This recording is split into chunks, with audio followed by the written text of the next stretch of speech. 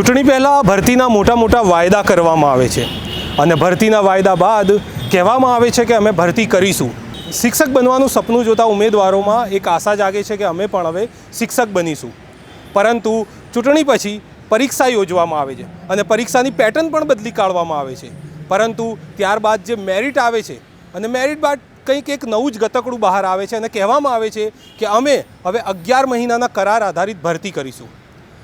11 મહિનાના કરાર આધારિત આ ભરતી શિક્ષક બનવાનું સપનું જોતા ઉમેદવારોને મંજૂર નથી અને તે માટે તેઓ વિરોધ કરવા માટે ઉતર્યા.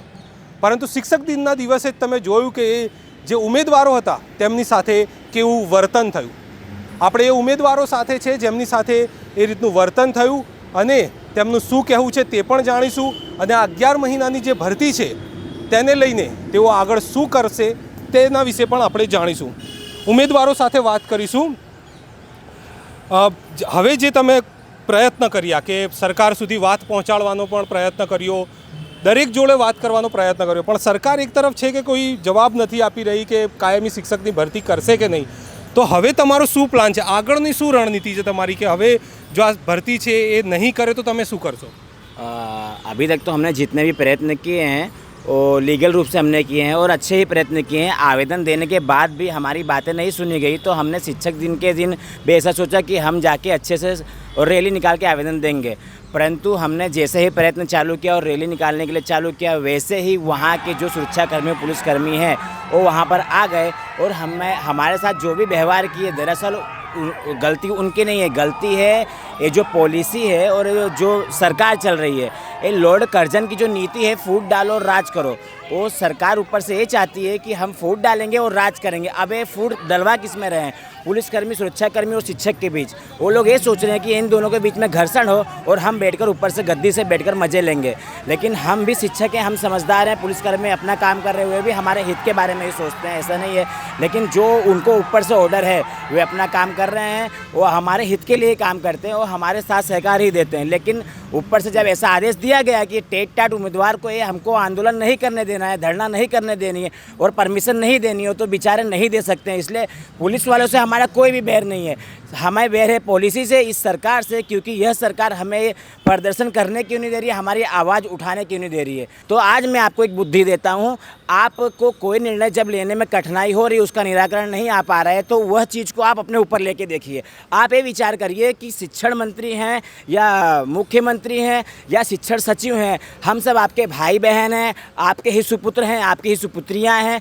अगर आपके सुपुत्र आपकी सुपुत्रियाँ 6-6 वर्ष बाद मेहनत करने के बाद 10-10 साल तक कंटिन्यू मेहनत करते रहें, 5-5 साल बाद आप एग्ज़ाम लो, उसके बाद एग्ज़ाम लेने के बाद आप इस तरह का हमारे साथ छल करो कि हम एग्ज़ाम लेने के बाद ऐसा बोल दें कि अब आपको 11 महीने के लिए करार आधारित रखा जाएगा, तो आपको खुद कैसा लगेगा? आप उस पर विचार करिए. आपके बच्चों के साथ अगर ऐसा होता है, खुद आप शिक्षण सचिव हो, खुद आप शिक्षण मंत्री हो और आप खुद मुख्यमंत्री हो और आपके बच्चों के साथ अगर ऐसा होता है तो आपका क्या, उस पर आपकी क्या प्रतिक्रिया रहेगी? आप मुझे या खुद बताइए. आप इस बात पर विचार करिए. अगर आप निर्णय नहीं ले पा रहे हैं तो आप खुद पर लेके देखिए, आपको इसका निर्णय अपने आप अवश्य मिल जाएगा. 2 दिन पहले हमें डिबेट में बुलाया गया था और डिबेट में बुलाने के बाद वहाँ की प्रवक्ता जो थी बीजेपी की, नाम लेकर बोलूँगा मैं, श्रद्धा राजपूत मैडम. तो श्रद्धा राजपूत मैडम को आपने भेजा तो था, उनको आपने हमारे लिए चर्चा विचारना और मुद्दे पर चर्चा करने के लिए भेजा था, हमारे प्रश्नों के निराकरण के लिए भेजा था. लेकिन आपकी उस बीजेपी प्रवक्ता श्रद्धा राजपूत ने हमारे एक प्रश्न का भी उत्तर नहीं दिया और हमने आपको 5-5 वर्ष दिए हैं सर. हम इस सरकार को गद्दी पर लाने के लिए 5 वर्ष देते हैं, तो आप हमें 5 मिनट क्यों नहीं दे सकते? हमारी गलती क्या है? क्या हम आतंकवादी हैं? हम भी भावी शिक्षक हैं, हम भी देश का, गुजरात का भविष्य ही बनाएंगे. तो हम जब आपको 5 वर्ष दे रहे हैं तो आप हमें 5 मिनट का समय नहीं दे सकते हैं. आपकी श्रद्धा राजपूत आई, हमने एक प्रश्न किया कि आप कायमी शिक्षक की भर्ती कब लाएंगे. हमने प्रश्न क्यों किया कि उन्होंने बोला कि कायमी शिक्षक की भर्ती नहीं आए, हमने कब बोला नहीं आएगी. तो अगर आप ये बोल रहे हो कि हमने कब बोला नहीं आएगी तो हमारा सिंगल प्रश्न था कि क्यों नहीं आएगी या कब आएगी ये हमें बता दो.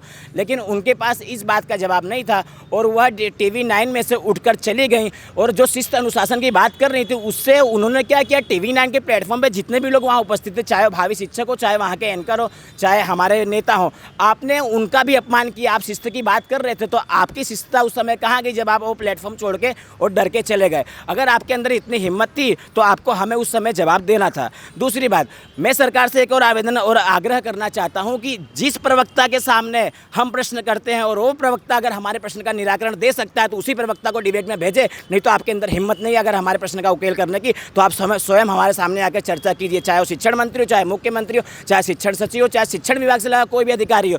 अगर आपके प्रवक्ता हमारी बात का जवाब नहीं दे पा रहे हैं तो आप स्वयं आइए, वहाँ बैठिए और हमारे साथ चर्चा विचारणा कीजिए, हमारे इस मुद्दे का निकाल करिए, क्योंकि हम भी आपके बच्चे हैं, आपके भाई बहन हैं।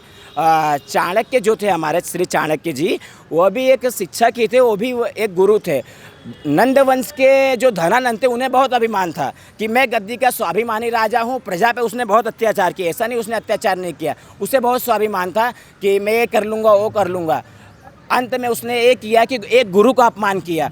उस गुरु ने अपने केस खोलकर उस समय अखंड प्रतिज्ञा ली कि आप धनानंद हो और आज के बाद आप गद्दी पर नहीं बैठोगे, मैं प्रलय और निर्माण का करता धरता हूँ, मैं प्रलय लाऊंगा और निर्माण करूँगा।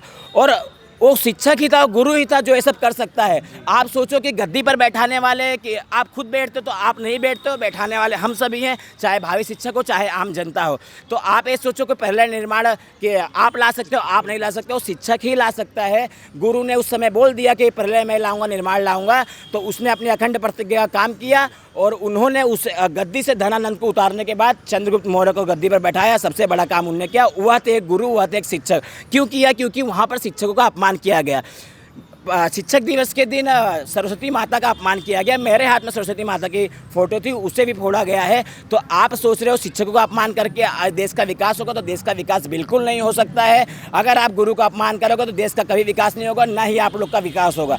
तो मेरा सरकार से यही आवेदन है कि आप लोग हमारी बात सुनिए, मुद्दे पर चर्चा विचारणा करिए और हमारी बातों का निराकरण लाइए। हम आतंकवादी नहीं है, हम भी आपके ही बच्चों का भविष्य बनाना है तो हम ही बनाएंगे और कोई बनाने वाला नहीं है। शिक्षक जो काम कर सकता है कोई नहीं कर सकता है। जो યુવક છે એમે 3-4 વસ્તુઓની વાત કરી અને એમણે આચાર્ય ચાણક્યની વાત કરી। આચાર્ય ચાણક્ય એટલે દરેક વ્યક્તિ જે પણ શાળામાં જાય છે એને ખબર હોય છે કે ચંદ્રગુપ્ત મૌર્યનું નામ એ સાંભળે છે। ચંદ્રગુપ્ત મૌર્ય એ જ રાજા હતા જેમને આચાર્ય ચાણક્યએ બનાવ્યા હતા અને આચાર્ય ચાણક્યએ પણ કહ્યું હતું કે ચંદ્રગુપ્ત મૌર્યને બનાવતી વખતે એટલે કે એની વ્યક્તિત્વ ઘડતર કરતી વખતે હું ફક્ત શિક્ષક હતો, એટલે જ એમણે કહ્યું હતું કે શિક્ષક ક્યારેય પણ સાધારણ નથી હોતો।